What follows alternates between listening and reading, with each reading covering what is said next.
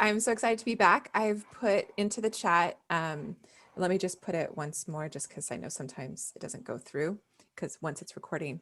So I am the author of the Eloia Born series. You can see both of the books in the series. It's a duology, and it's about a young girl who saves her planet through love and heart and song. And so you've got a girl who's lost her mother and a boy who's learning about love, both with a secret neither knows about and a journey that could tear them apart. So we've got a blind village, cool animals, and songs in both of the books. And if we have time, I'll sing another song that I didn't sing this morning, so you can just get kind of a little bit of variety. So I'm going to talk a little bit about heroines and how they've played out in my book, which is definitely very girl power focused. And you know what it's like to write powerful heroines, because I didn't really set out to write something that was girl power. It just kind of happened. So I'm going to try to get it to play for us while I'm talking. It seems like today is a slow computer day where, you know, computers are deciding to do their own things. So one of the things that very much inspired me as a writer, and also as someone who teaches young women and young men, was that we need more fully dimensional femmes, as I like to refer to women, just because some are non-binary, gender identified as women. So I want to acknowledge that. So here's some of my inspiration from my 13 years of teaching middle school and high school in New York City, South Korea, and in Germany, before moving back to the States 3 years ago here to Austin, Texas. So I grew up where war was our normal. I would have friends whose parents did not return from war, and with my father talking about warfare because he was in the Navy, and my mom holding down the fort. And what came up for me as I was thinking about all of these female influences is how strong my mother was, and all of the women who had, and even men who had women who went to war. But when I was very young, it was mostly men who were going to war. And so one thing I didn't set out to do was necessarily to directly connect all of these experiences, but instead I tend to always write fiction without an agenda. And then after the book is released, I think, oh, what are the connections from my life that are kind of operating on a subconscious level? And so some of these warrior women are soldiers whose children I taught, and some of them were women that my mom worked with, and all of them together I saw, you know, every day influencing my life, but I didn't really see as many of them in stories. And so I think another thing that influenced me was that sense of growing up in Japan and having women appear very soft, but on the inside being extremely, extremely strong and resilient, especially after World War II, when the women of Japan basically helped rebuild the country.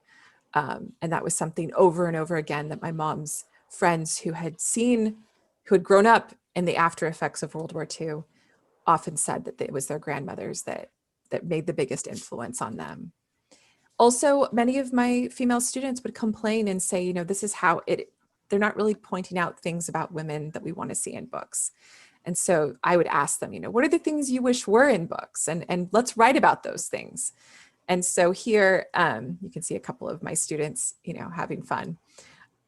With Leonora, I think a lot of that subconsciously came through with a young woman who has a disability, but yet is incredibly resilient, survives trekking across a desert, meeting new cultures, trying to bridge gaps, and also solve a mystery for why these myths have caused so many problems for her planet. And then in the second book, we see where she becomes really, really powerful, but is still struggling with her disability and trying to create an identity for herself in the middle of warfare. And so let me see, I think it skipped a little bit. Yeah, we skipped, sorry. Here, let me go back because it decided to do something weird. There we go. So in the second book, I decided to carry over one of the characters from Eloia Born Beja, who's a really cool, strong, takes what she wants, loud-mouthed, wonderful female character, and bring in 2 additional characters, Mikosh and Gulnaz, and then the lovely Selçuk. And Gulnaz is a fun character because we don't quite know if she's an enemy or she is a good person. And I love having women who are both strong, but also have lots of layers to them. And we've got Mikosh, who is like that loyal, amazing friend who really, and she looks like a combination of these two women. So that's why there are two images there. And she has gone through a lot of difficulty and yet uses that difficulty to teach Leonora the way. And as we see here in this picture, we've got the woman behind the man. And instead, in my books, I try to have the woman be the primary actor in her own life. And she's not being defined by how men see her, which I think is very important for young women. Part of my influences are my Native American heritage, also European heritage, as well as growing up with a lot of different cultures surrounding me, both as a young person and as an adult. And I always had to ask myself, what if women were the battlefields? What if all of these, intergalactic warfare things that are going on, what if they were women who were leading the fray? And so in the sequel, Hirana's War, we see where women actually are the best fighters in war because they consider all of the things that need to be done to preserve life with their own army.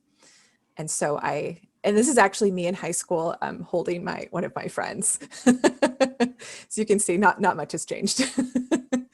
Another thing that was a huge influence with the development of Hirana's War is the idea of song giving power. So you can travel through space, some people can in this book, and you can heal people, and you can also fight using music. So here on the right, you can see my mom, my sister, and I in Boston several years ago. I feel like part of being a fully dimensional femme is that there has to be vulnerability. There has to be strength. With Leonora, adversity makes her stronger. She doesn't lose her kindness just because she's going through difficult things. And she learns how to stand up for herself, which I think is really important. And so I have here a couple of students that I've worked with. And you can see, there's always complication in relationships. Like, for example, we've got these two young women holding each other, and one of them who's like, I don't know if I want you to hug me. And so I think that's something that I try to feature in my books, is that complication that happens and trying to get at those deep visceral qualities that are part of every young woman's story.